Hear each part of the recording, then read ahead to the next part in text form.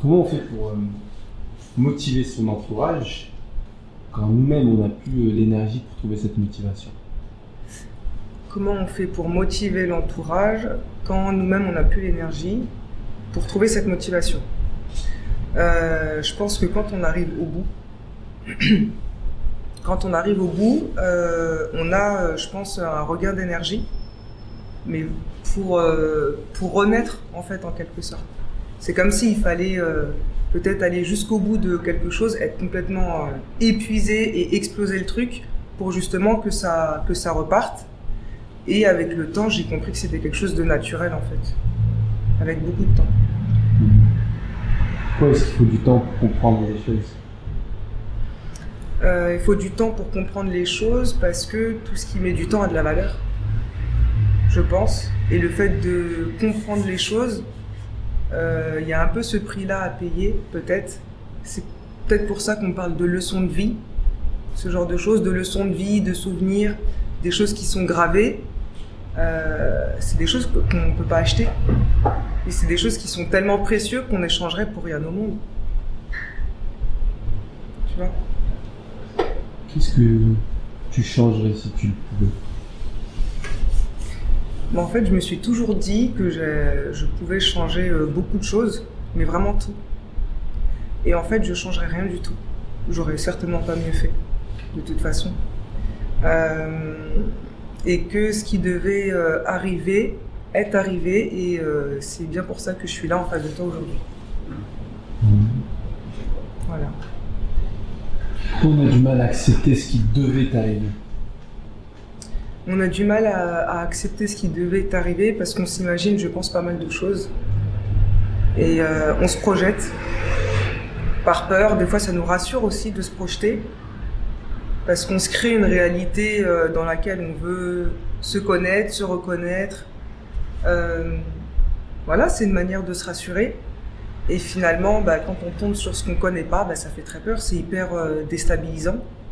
Ça m'est arrivé de nombreuses fois et c'est là où je suis le plus tombée, mais c'est là où j'ai le plus appris, finalement. De moi-même, hein. Bien plus de moi-même. Est-ce qu'il faut tomber pour apprendre? Pour moi, oui. Peut-être que ce serait pas la... Je pense qu'il y a autant de définitions que d'êtres humains, mais moi, en tout cas, ça a été ma manière d'apprendre, de tomber, de me relever, de tomber, de me relever, et je sais que je vais encore tomber, et je me relèverai encore. Mais moi, ça me fait penser à un enfant qui est en train de marcher, en fait, et qui apprend à marcher. J'ai jamais vu un enfant naître, à part Kirikou. Il arrive, et voilà, lui, il tombe pas, mais c'est dans Kirikou, mais dans la vraie vie, les enfants, ils marchent, ils tombent, ils se relèvent. Et je sais pas combien de fois ça arrive, mais en tout cas, à un moment donné, ils restent debout, ils ont confiance et ils y vont, quoi. Comment on fait pour devenir une grande personne? Pour devenir une grande personne, déjà, qu'est-ce que c'est qu'une grande personne? Petit. Mais il est vaillant. Il n'y a pas un truc, non, il n'est pas grand.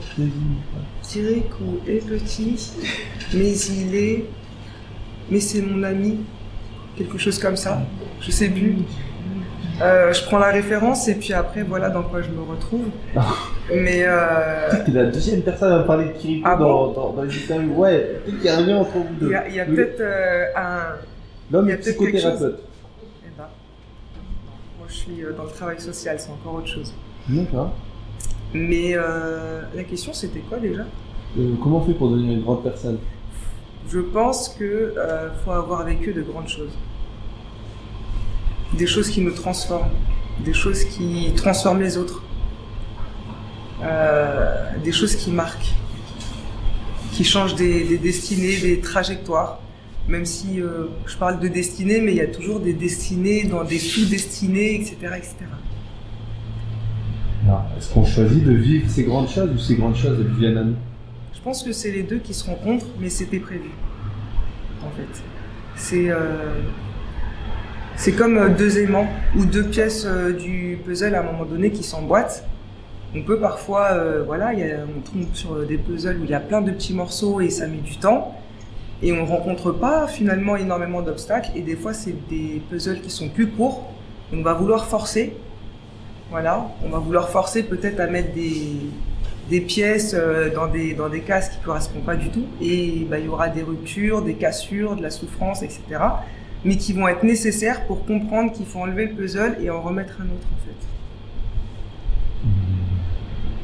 Le puzzle de ta vie, à la fin quand tu auras complété toutes les pièces, tu penses qu'il ressemblera à quoi? Il y aura plein de couleurs, ça c'est sûr. Il va être énorme, il y aura plein de couleurs partout, il y aura des formes inimaginables. Même pas inventées, mais je pense des pièces qui vont se créer même au fur et à mesure du puzzle. En fait, c'est même pas un puzzle qu'on connaît, c'est un puzzle du futur. Ouais. Puzzle du futur. Ouais, parce qu'en fait, on se crée nos propres puzzles tous finalement de la vie. Mm-hmm. Il y aura pas quelqu'un qui aura le même puzzle que moi et moi j'aurai jamais le même puzzle que toi en fait. La Fatoumata du futur, elle ressemble à quoi? La Fatoumata du futur, je pense qu'elle ressemble à une personne qui aura beaucoup de vécu, qui aura énormément appris des gens et qui aura encore certainement besoin de beaucoup de personnes. Okay. Voilà. Parmi tout ce que tu auras appris sur les gens, quelle est la chose positive que tu auras retenue d'eux et la chose négative que tu auras retenue d'eux? En fait, c'est la même pièce avec deux faces différentes. C'est-à-dire que ce que je vais apprécier, par exemple, c'est une amie qui va me dire les choses peut-être de façon un peu sèche, pas de façon que moi je vais apprécier, mais qui va me permettre de bien me recadrer. Et je sais qu'en plus elle aura raison. Et de l'autre côté, ça va être une autre face de la pièce parce que elle va être fière de moi, elle va m'encourager, etc. Je pense que la vie, on oscille un petit peu entre les deux. Voilà, c'est comme ça, on avance avec tous ces éléments. Quand ça va pas, qu'est-ce que tu te dis à toi-même pour que ça aille mieux? La première phrase, elle n'est pas très rassurante. Qu'est-ce que tu fais encore dans cette situation? Et la deuxième, c'est comment j'ai fait pour m'en sortir la dernière fois. Du coup, même si c'est jamais les mêmes situations identiques, je me sers toujours de ce qui m'a déjà fait tomber ou ce qui m'a déjà fait souffrir pour mieux avancer. Comme quoi, ça rejoint un peu la notion de leçon dont je parlais tout à l'heure. Dans quel sens? Que finalement, avec le temps, on apprend des choses. Et comme on apprend ces choses, c'est aussi de la valeur qu'on se crée au fur et à mesure du temps. Donc quand on rencontre des difficultés, je pense qu'on apprend à les régler un peu plus vite, d'une autre manière, avec plus de recul, plus d'objectivité aussi. Du coup, ça nous fait gagner du temps. Ça prend du temps, on prend du temps à gagner du temps en fait. On prend du temps à gagner du temps. Pourquoi est-ce qu'on veut gagner du temps? Après, c'est pas forcément une volonté de gagner du temps, mais c'est la vie. C'est-à-dire que dans notre jeunesse, on va mettre énormément de temps à apprendre justement l'expérience.